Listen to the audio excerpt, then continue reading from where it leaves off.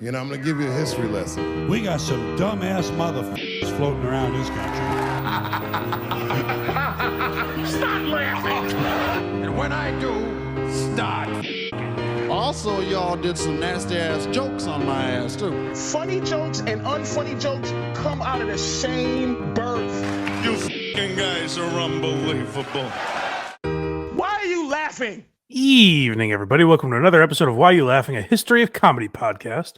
And today I'm pleased to introduce to you Richard Jeni. For some people, I may actually be introducing him. This is one of the more obscure guys we've talked about, although I think if you're of a certain era and you were a true comedy fan, you probably remember Richard Jeni, and you've certainly heard him referenced over the years.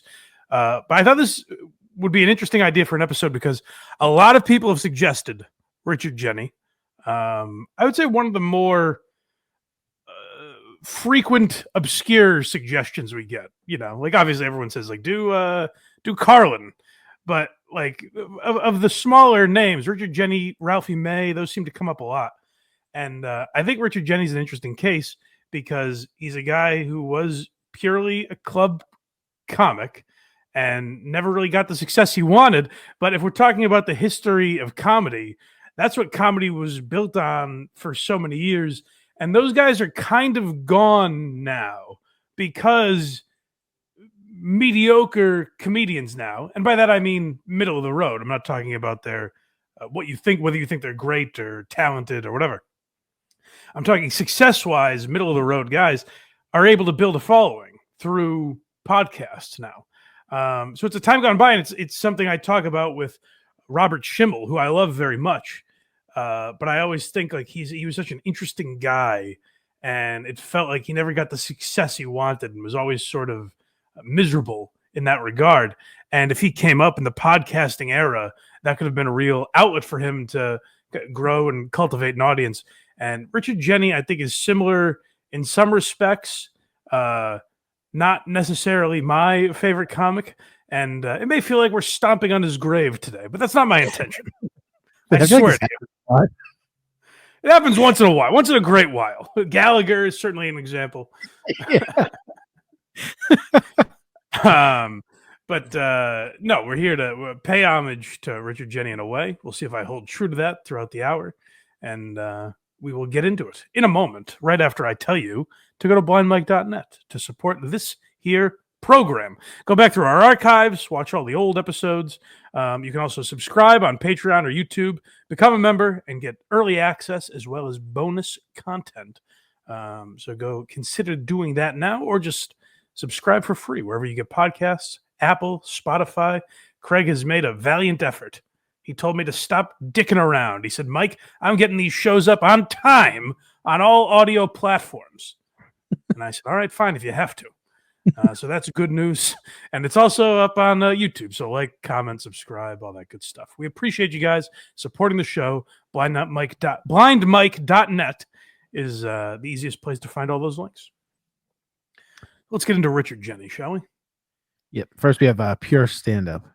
Yeah. So and that's exactly what he was, because he's a guy where there's not a ton out there to talk about, and that's another advantage of podcasting, where you know, like I said, someone from the modern era, even if you don't necessarily know his name.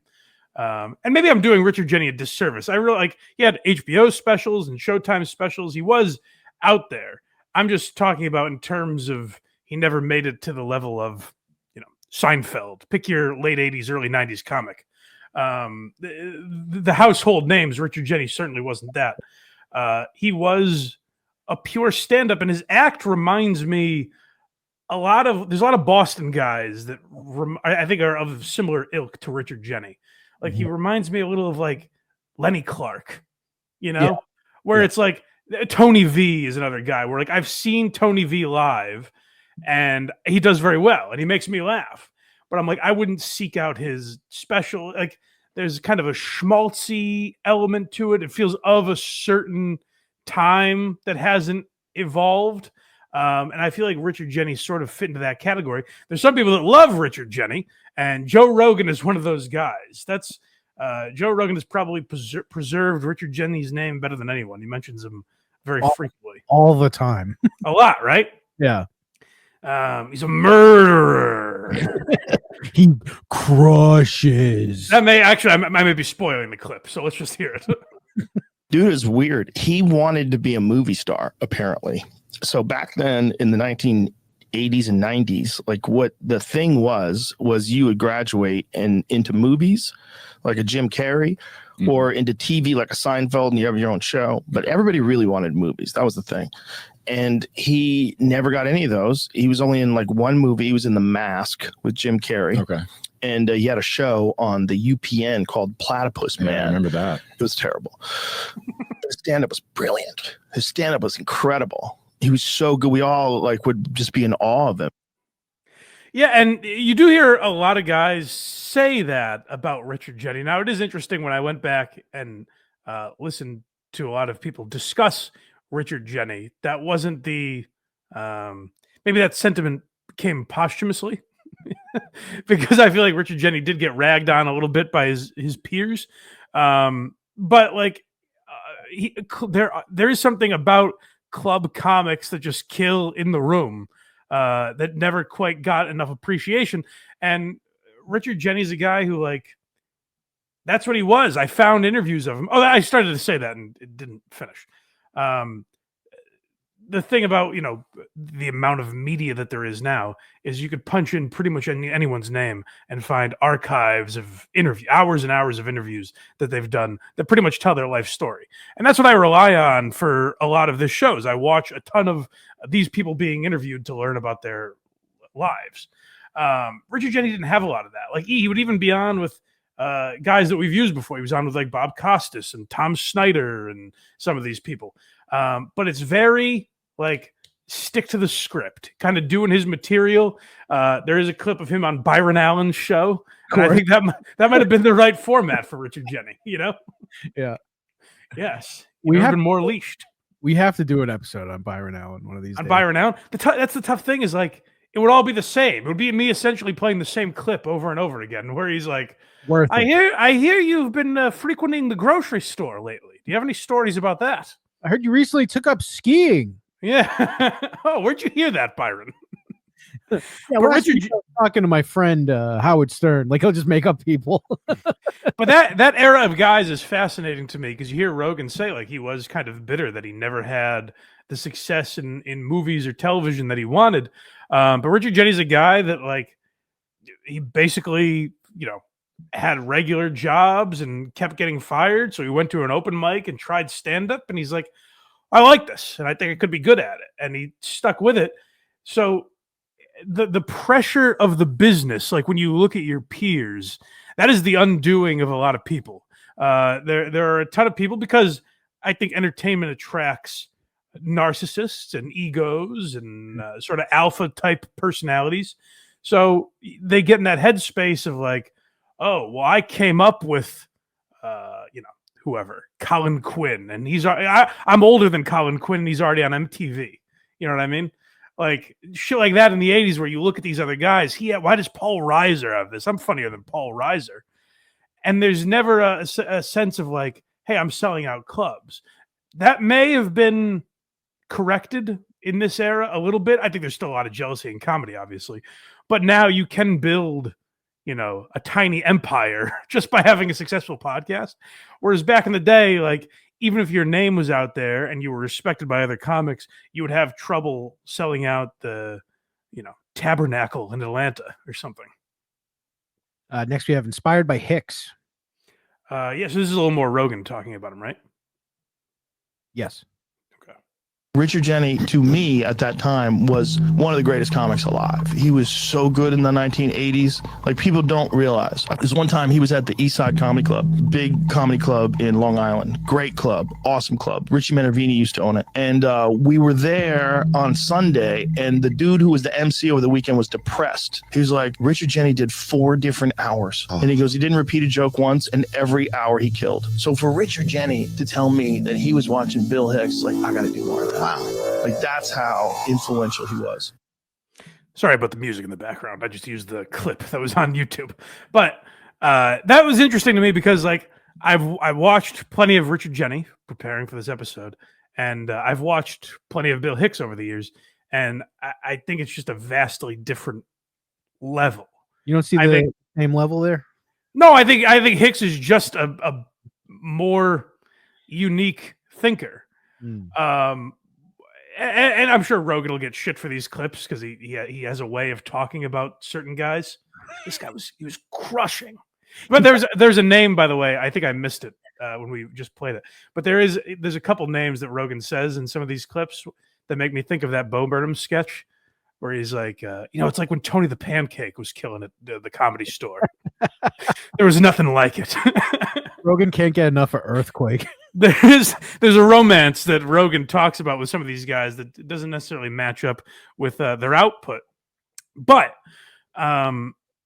again, that's, I think, what creates a lot of this bitterness is like Richard Jeni was killing. And you look at, he had HBO specials and Showtime specials. And at that time, it doesn't even matter necessarily like who's watching it. It's like you have that on your resume, you know?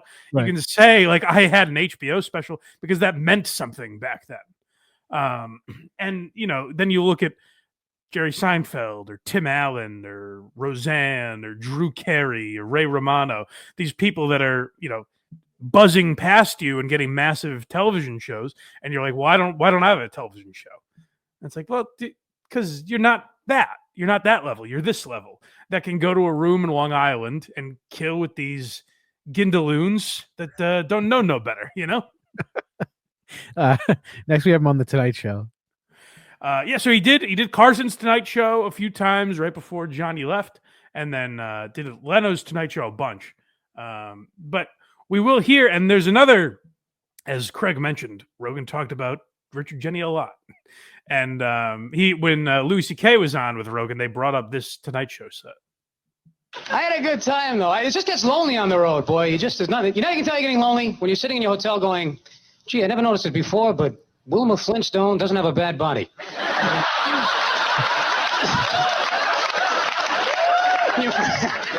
Your friends are going, you're just lonely. Oh, no, really. She's no Judy Jetson, but she's attractive. I think that's a pretty good bit. And that to me is Richard Jeni's kind of best stuff, where it was easily duplicated, but he was early to it, if that makes sense.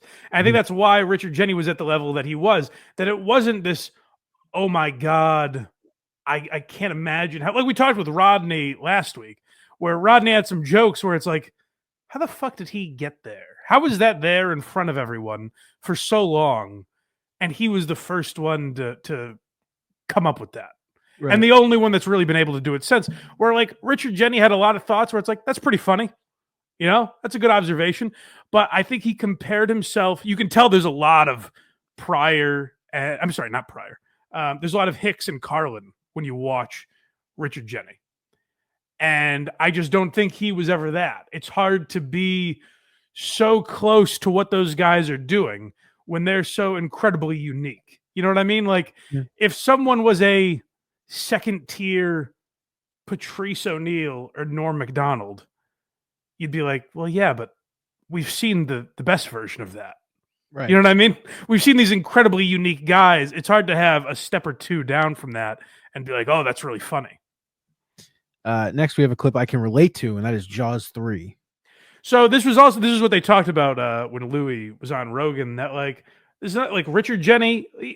These club guys helped lay the groundwork for what is stand-up comedy now, because you forget that stand-up's not that old an art form. Like modern stand-up is only 65, 70 years old, really.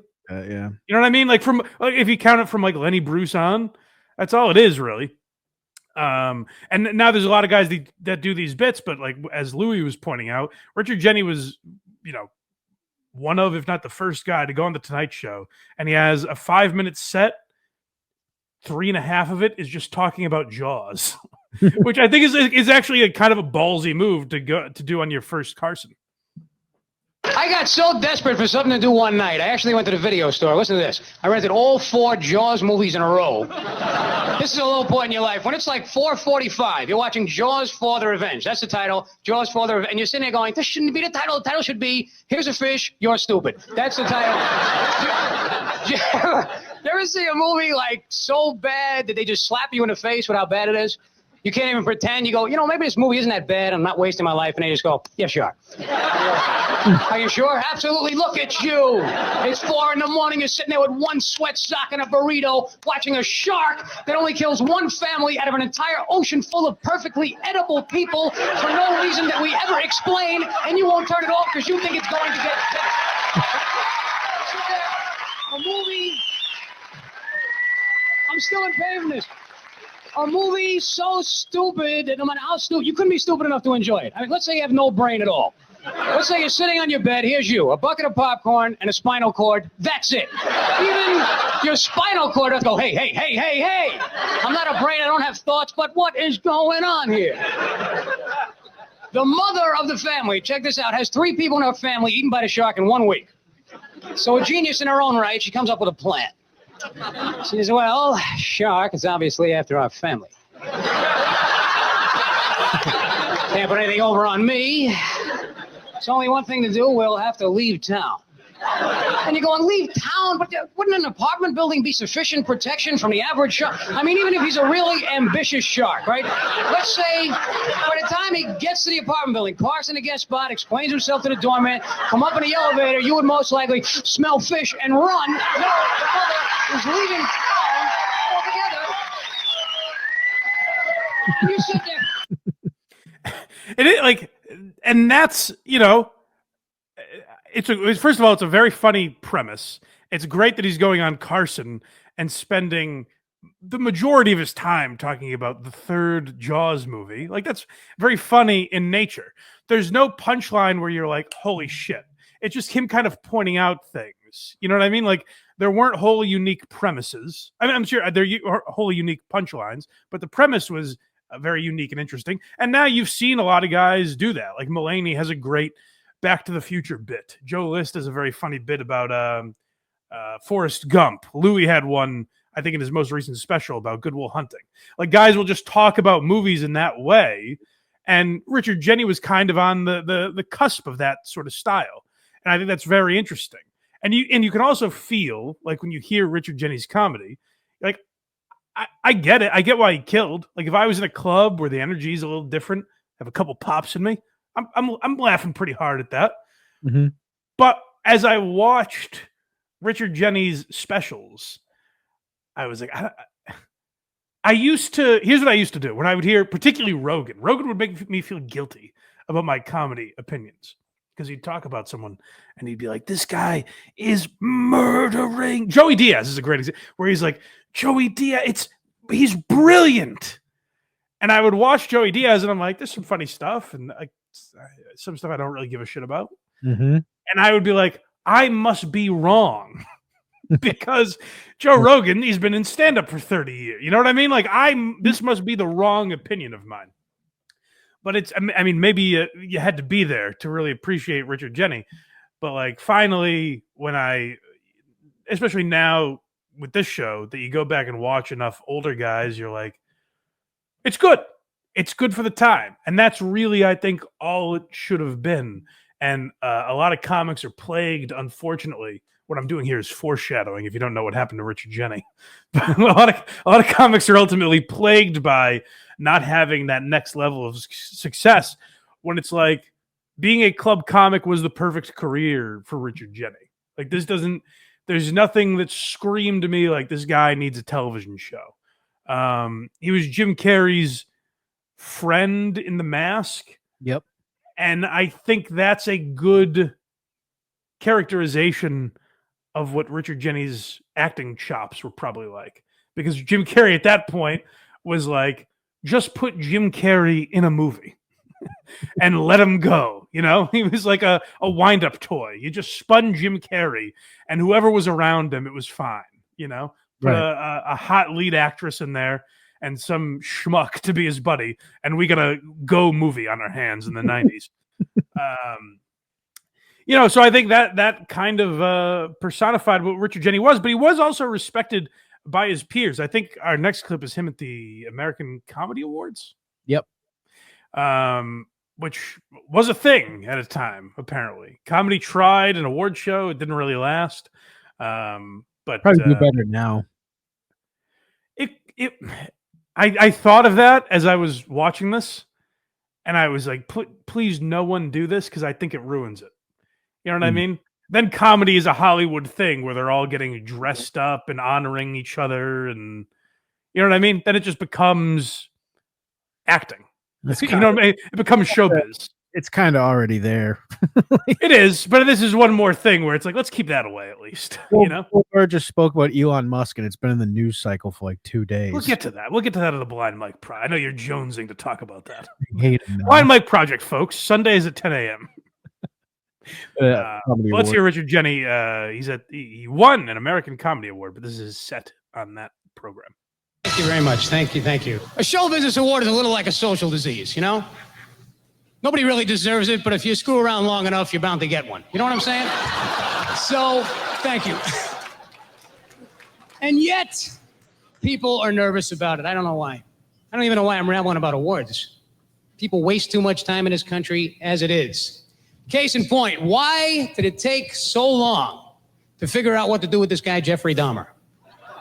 I'm not a lawyer or anything, but to me, once the guy admits he's a cannibal, is there a lot left to discuss? I mean, what is there? How many things are there to talk about? To me, this should be the trial. Are you a cannibal? Yes, I am. Next, that should be the end. How many things are there to discuss with the guy?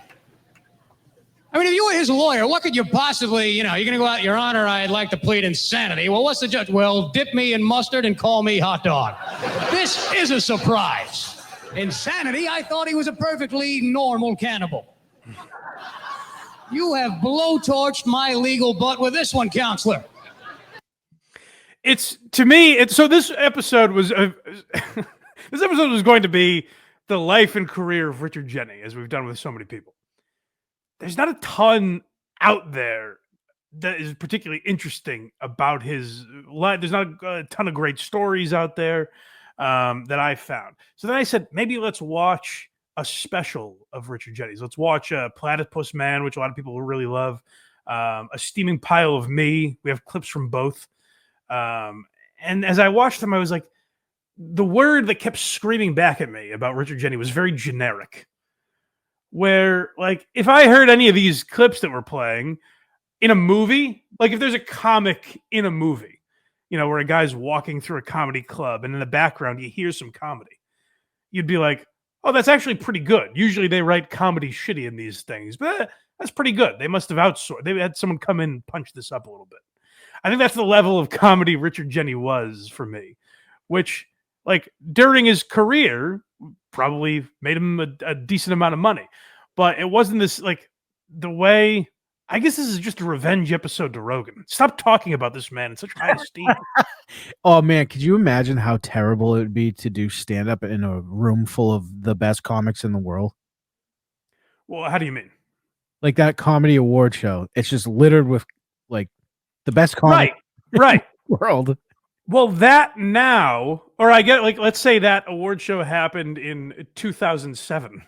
The next guy walking up there is Patrice O'Neill to be like, what the fuck was that? Just shit all over him. Yeah. You know what I mean? Like, again, now, like you said, maybe things are going a little more Hollywood where they wouldn't bust each other's balls quite as much. But yeah, that seems like a miserable thing. I don't know that a lot of the top comics, I don't know if Richard Pryor and Robin Williams were at this thing, put it that way. But next we have Platypus Man.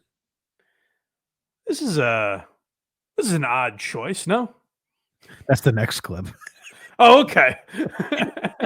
All right, let's hear this one then. We're getting to where maybe where Richard Jeni lost me, but let's hang on for 1 second. Did you ever have one of those moments? Oh, this is it.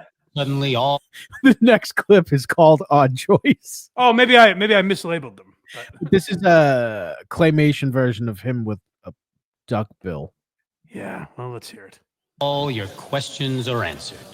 The sky opens, the sun shines, the clouds part. For the first time, you can see what's important and what choices you need to make. Did you ever have a moment like that?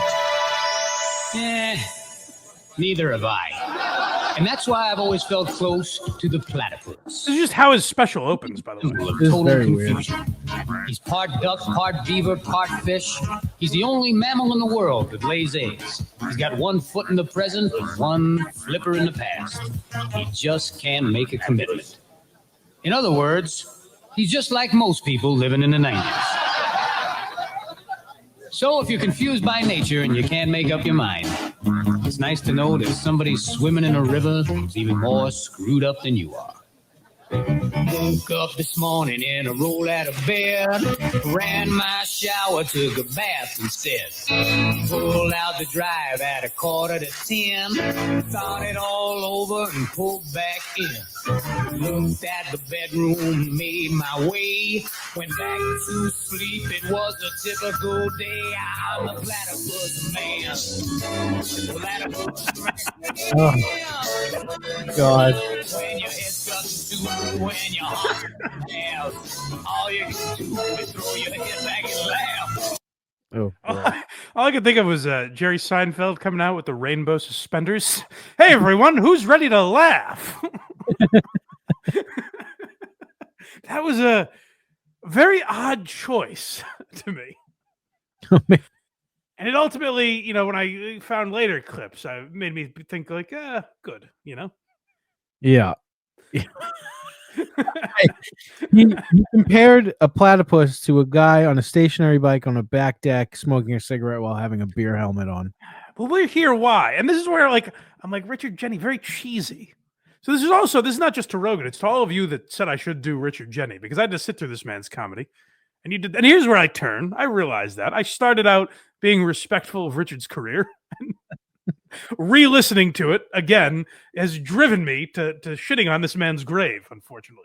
So this is a clip from Platypus Man. Yeah, so I don't know which one this is because maybe I mislabeled them, but let's find out. That's a real animal I saw one night. I was laying in my bed, chopping popcorn, house, watching the Geographic show. On comes the platypus. The platypus is the only animal in the world that's a mammal but lays eggs. He has a tail like a beaver and a bill like a duck, but he's neither one. And I was going, wow, this animal is really messed up in the brain. So I kept watching, turn up the volume. They said the platypus lives alone. It has very short legs. It eats late at night. It can't even see its food. And I went, wow, this animal is me. I'm Platypus Man. Yeah. That's like 9 minutes into the special, by the way. Oh boy. So 9 minutes in, you're like, oh, that's why he did a 4-minute song about the platypus. And calls himself the Platypus Man. He also had a TV show called Platypus Man, which, to Richard's credit, every time that gets brought up, we have some clips from Opie and Anthony where it was confrontational, and they shit on Platypus Man. And every time I heard it get brought up, Richard would go, all right, that one I'll give you. Platypus Man sucked. The TV show, even Richard Jeni acknowledged that wasn't his finest moment. But and it is like, guys, I respect their opinion very much. You've heard me mention Joe List many times. I love Joe List. And on Tuesdays with Stories a while back, I remember him mentioning Richard Jeni. And he said, I think it was Platypus Man, the special.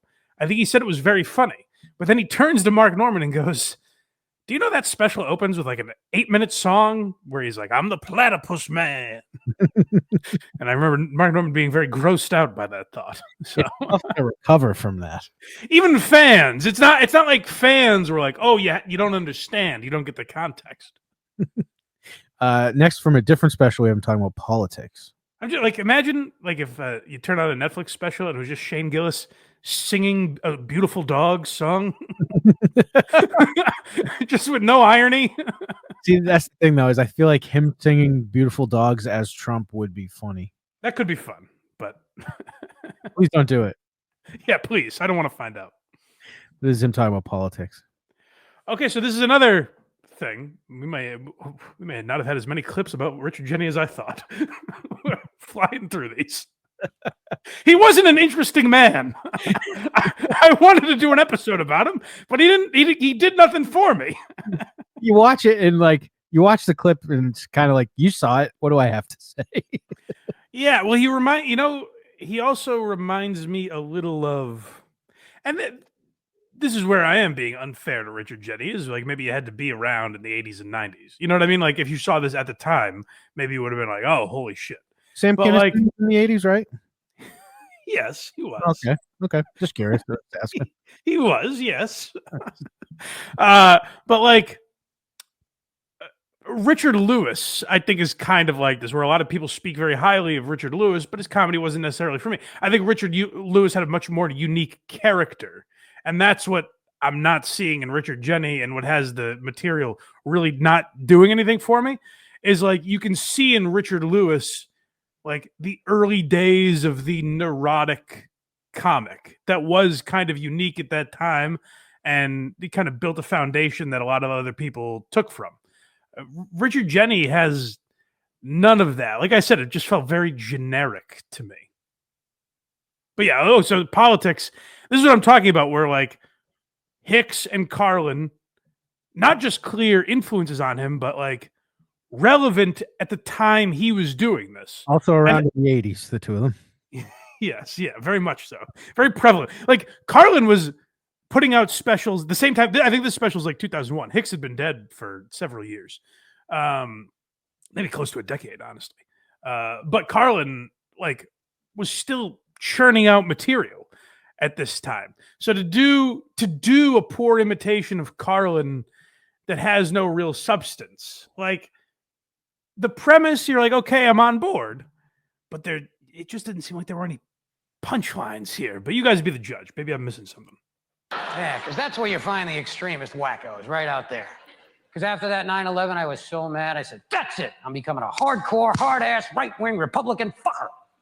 So you run all the way over to the far right side, and there they are. There's your right-wing crew, a bunch of money-grubbing, greenhouse gassing, seal clubbing, oil drilling, Bible thumping, missile firing, right to life in, lethal injecting hypocrites. There they are. There's your crew. There they are. People whose idea of a good time is strapping a dead panda to the front of a Lincoln Navigator and running over everybody in the gay parade. I can't deal with them.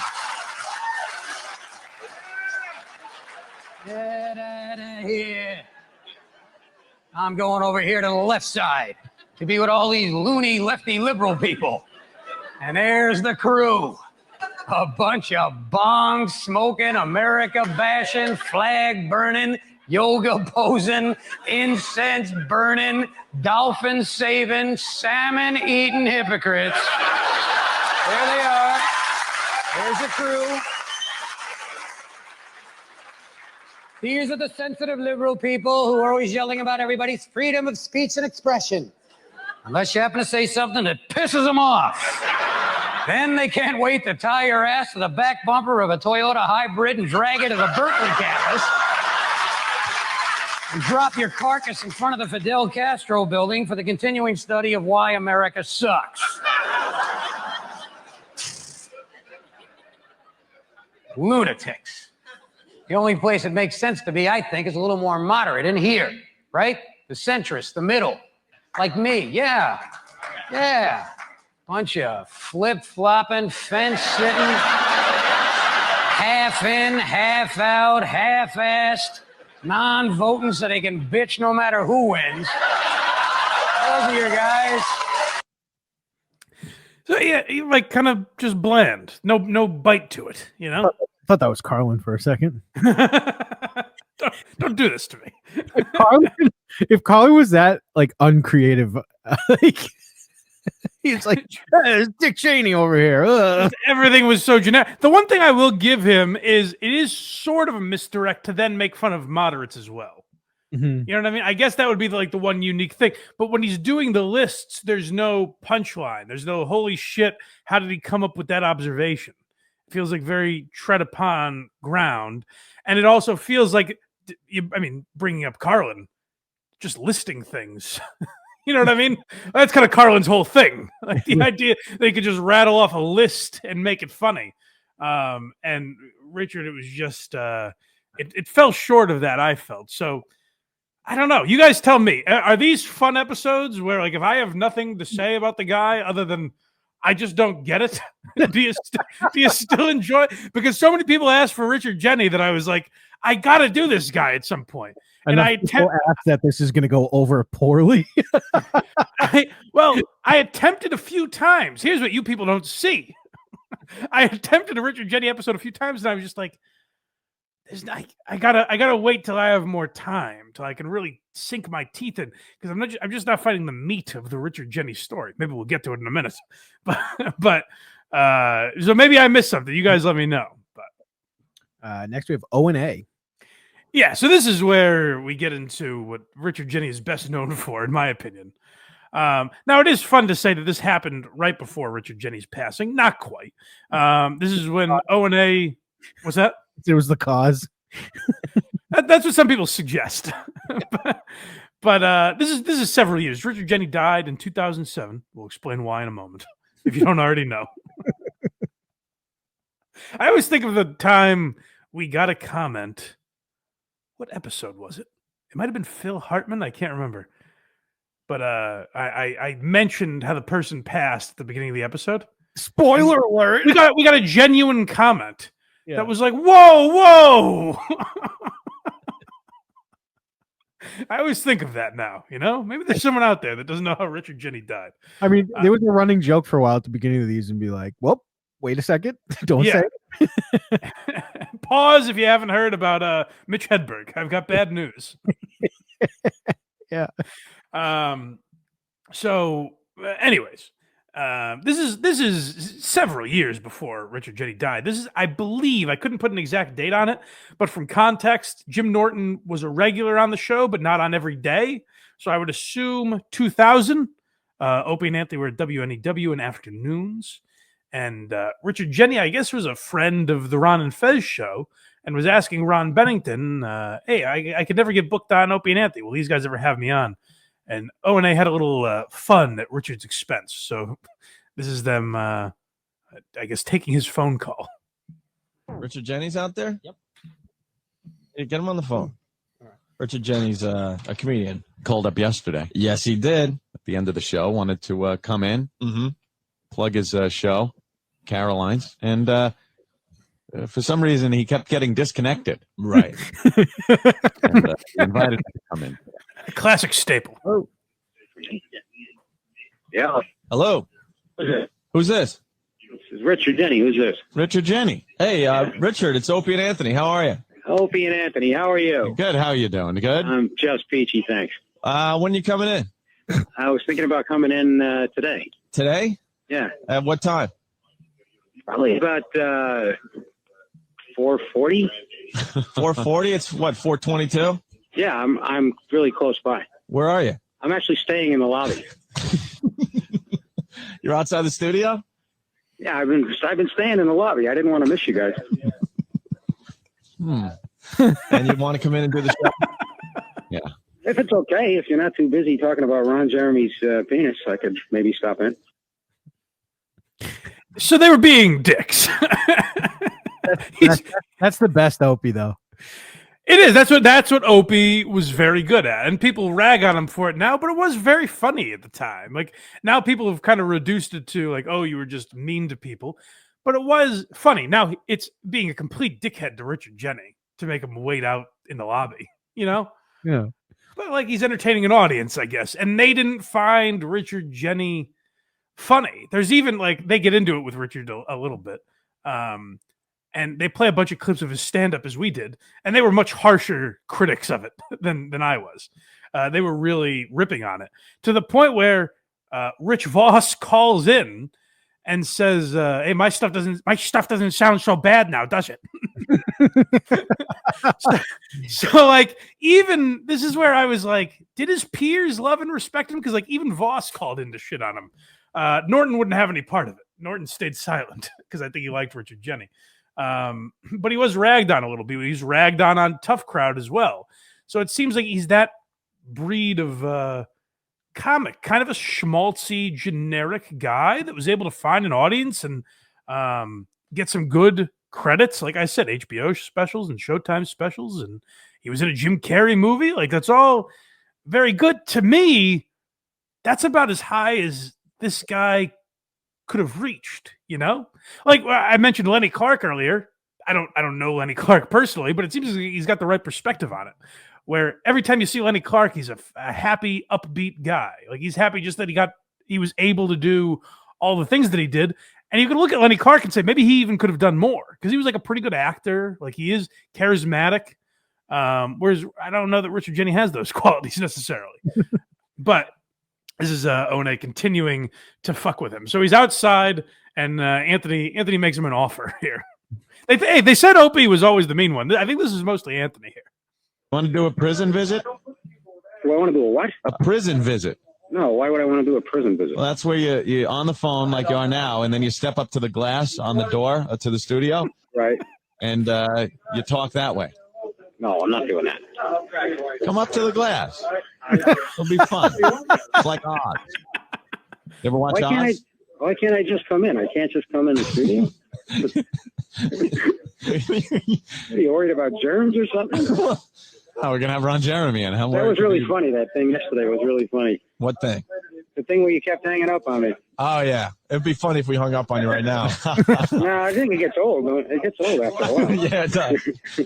This is our new game. You're 15 feet away, and we're making you call us on the telephone. At first, I was pissed off, and then I just started cracking up. It was so juvenile.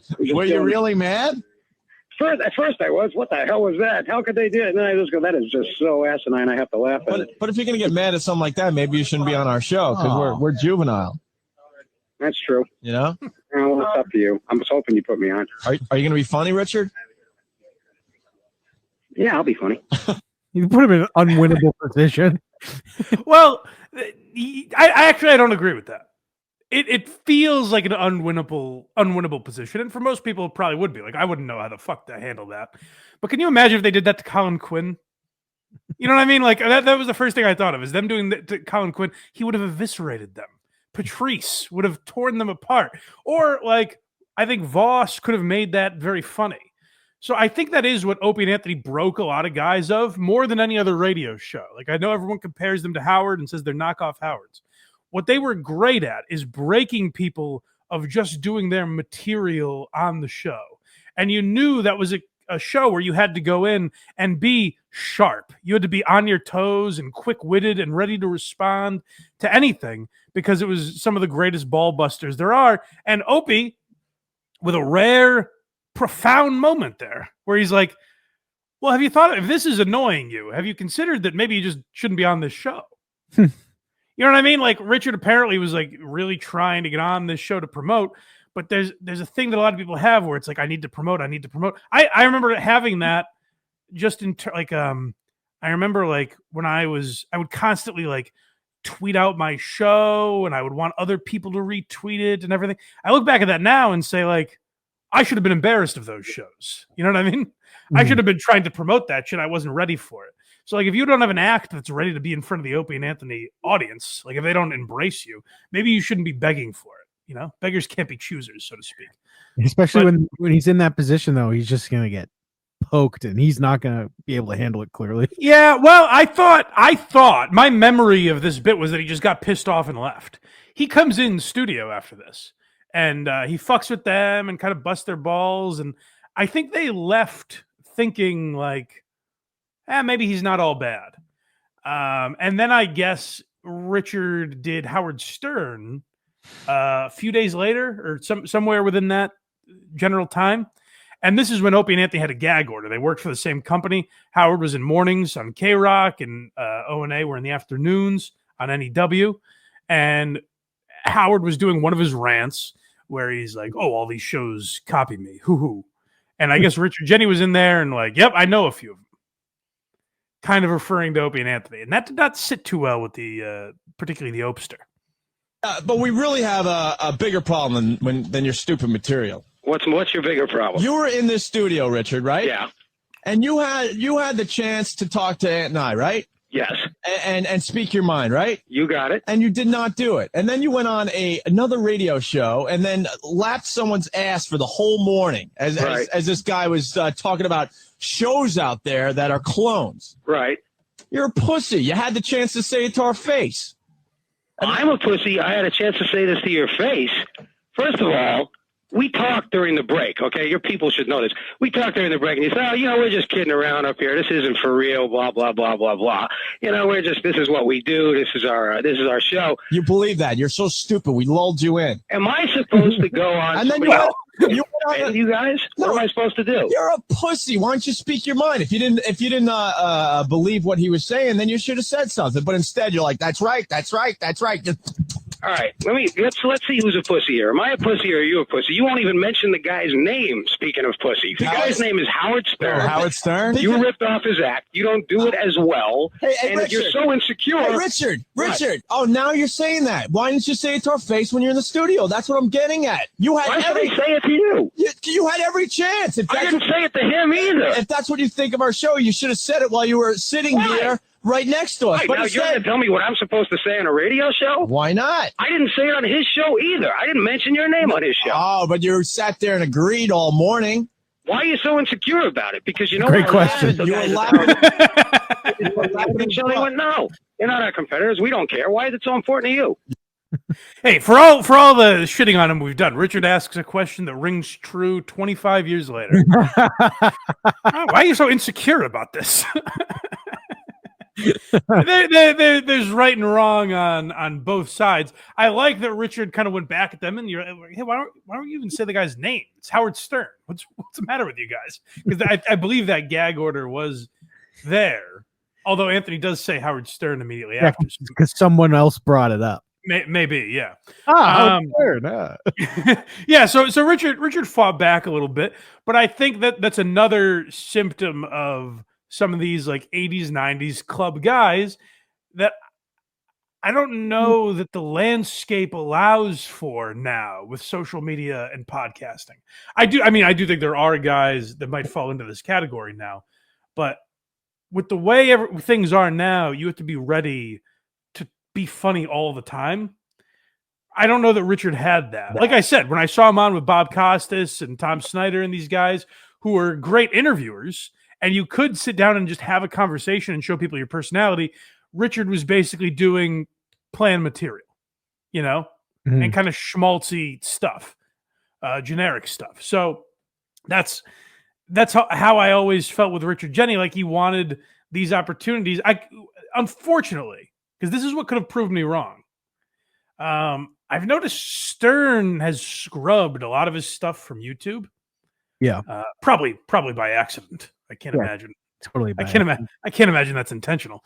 I wasn't able to find. If you guys have any of this, maybe we'll do it as like a bonus episode for members or something. But if you guys know where I can find Richard Jeni on Howard Stern, I'd be interested to hear that, because I'd be interested in hearing him let his hair down a little bit. I couldn't find any of that, and that's kind of what I predicate a lot of these shows on. Are those like interview moments where they're talking candidly about their lives, and I couldn't find a ton of that with Richard Jeni. But speaking of Howard Stern, a lot of people blame Opie and Anthony. They say, hey, you did this to Richard Jeni, and then he ended up killing himself. Spoiler. Damn it. Sorry, folks. I should have warned you. Richard Jeni did shoot himself. He was, but it wasn't until 2007. That's like 7 years after the O&A clip. He was diagnosed as, I believe the term was psychotic depression that he had. The girlfriend that he lived with at the time reported hearing him saying like, just do it, just squeeze the trigger, that type of shit. So I guess he was like talking to himself clearly about doing the ultimate act.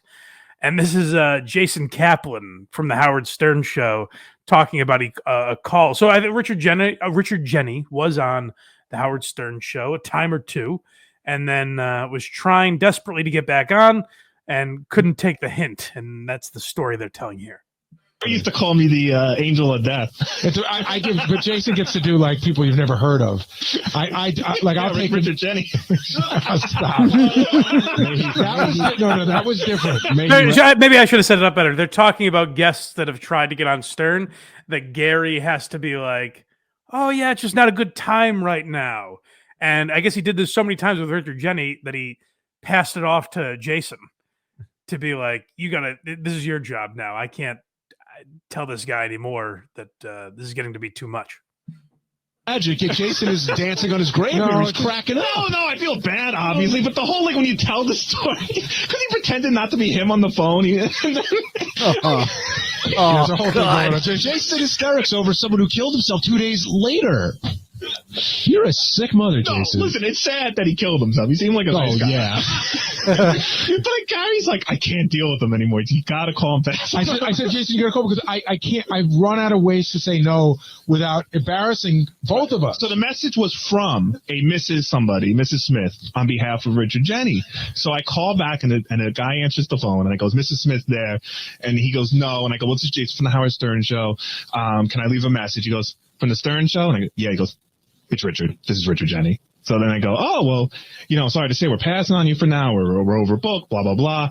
And he goes, wow, Howard's just done with me, isn't he? It's over, right? And I go, no, it's just, we love you, but we're just, we're full. And then a day later, he shot himself. And the humor you find in this is Mrs. Smith was a character. As the years have gone on, I found the humor in this situation. He's a character actor. As the years have gone on. Well, and that's a wrap on Richard Jeni. He was never able to be satisfied with his career, which truly is depressing. Like that is a sad story, and I actually wish there was more of him talking about that type of depression. And maybe had he been kind of more honest on stage, that would have helped him. That's probably a leap, based on the fact that he was diagnosed with psychotic depression. So I don't know that, talking on Showtime necessarily cures that. But there is something to be said for the outlet that people have now when they are bitter or miserable. Now, you could look at someone like Kevin Brennan and say maybe it's not the best thing necessarily to just vent your frustrations all the time into a microphone. But if you're creative enough and find a way to portray it, I think that can be a good thing. But I don't think that was encouraged at that time. Like Richard grew up. I don't know what his household was like because the son of a bitch would never talk about it anywhere. But he was like, I assume old school Italian household where maybe they were kind of taught to bottle things up. And so Richard didn't get into a lot of that. There were peripheral jokes about like his career sucking or whatever, but there was nothing too much deeper. So Richard Jeni, I think, is ultimately what this episode is an example that is of what a lot of guys were, and I think still are. Like I said, with Kevin Brennan, like there are worse manifestations of that type of bitterness. Like Richard Jeni actually did the noble thing when you look at what some people are doing on YouTube now. So shout out to Richard Jeni for that. He saved us. He saved me hours a week of cutting clips and going like, Craig, do you believe what Richard Jeni said when he was begging for super chats today? You'd be a perfect guy to add to the Dabbleverse. Yeah, I don't know. What do you think? Am I too hard on Richard Jeni? Not hard enough? No one's as hard as radio bookers. Yeah, Jason Kaplan. Jesus. But those are that's my basic thoughts on Richard Jeni. Like I said, he's been requested plenty of times. That's how I feel about him. You can call me if you're of a certain age. Maybe you want to call me a spoiled little shit who doesn't get it, and that's perfectly fine. Let me know in the comments. I'd be curious to hear because he did have a lot of respect, like I said with Rogan, and I've heard other guys talk about Richard Jeni and how much he killed back then. So maybe I'm just missing something. I'd be happy to revisit it in a future episode, whether it's a bonus or just a part 2. But you guys let me know in the comments. I'd be curious to hear your feedback. But we have one more clip. I could not find Norm talking about Richard Jeni, but I could find the titular character of this podcast, the namesake of Why You Laughing, Patrice O'Neill. Richard Jeni was on Tough Crowd.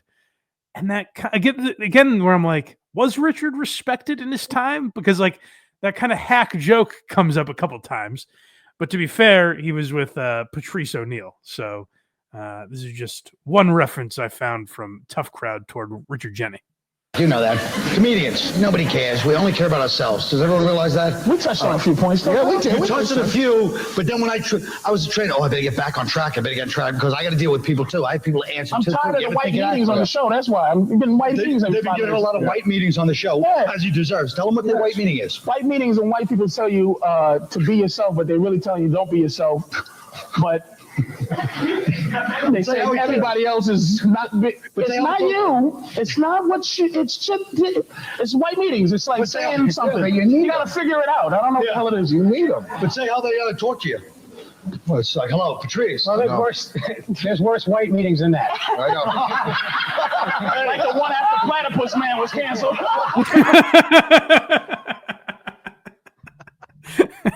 Always good to hear from Patrice. I was surprised to find a clip so fitting when I was looking like for Norm, Patrice, something like that. It was exactly what I was looking for. But that clip is representative of what I'm talking about, and maybe it's just more my taste. But I think it has become the norm in comedy, where what Tough Crowd did and what Opie and Anthony did is change the way comics did business. It used to be you'd go into a radio station to promote your gigs, and you did 3 or 4 signature bits that people would probably see later that night in the club if they went to see you. And it would be very Byron Allen, where it's like, I hear there are wedding bells in store for you. What's that like? You know, like generic things to set up your schlocky bits. And what Tough Crowd and Opie and Anthony and Howard Stern to a degree, but I don't think as much. I don't think Howard's format did as much for comedians as, say, Tough Crowd did, where you had to be on all the time. You had to be not just a ball buster, but you had to be like quick-witted and ready to retort. And you didn't have to be nasty. I think there's a thought that like, oh, you had to be like raunchy or talk about race or whatever. But it's like, you'll watch some of these Tough Crowd episodes and like Todd Barry is on there, you know? Right. Like as long as you were funny, you were able to survive in that world. And I don't see Richard Jeni in that light after doing this episode. I tried my best. I even told myself I was wrong about him. You had me doubting. You people had me doubting myself and my comedy opinion. What was your take? Well, at one point you did say he took the noble way out. Well, I'm just saying. I'm just saying there were worse outcomes. No, it's not. The man was only 49 when he passed. He had a lot of life to live. So very sad what happened to Richard Jeni. And I hope people that are going through that get the help they need. And I think we live in a time where that's much more encouraged, and that's a good thing. But, you know, if he didn't do that, we probably wouldn't be talking about Richard Jeni right now. That's all I'm saying. That's damn right. Not in a positive light. Yeah. So I guess we weren't anyway. So shout out to Richard Jeni. He did have a great comedy career, and I think he's remembered appropriately, if not a little too well. So you guys tell me why I'm right or wrong in the comments. The more you comment, like, subscribe, the more that helps new people find the show. Share it on social media. We appreciate you guys doing that. And go back through the archives. If there's an episode you have in mind, make sure we haven't done it. Make sure you've listened to every episode that interests you throughout the 160 episodes we've done, or whatever it's been. And I also host Blind Mike Project every Sunday at 10 a.m. Who Are These Socials? Every Thursday at 6.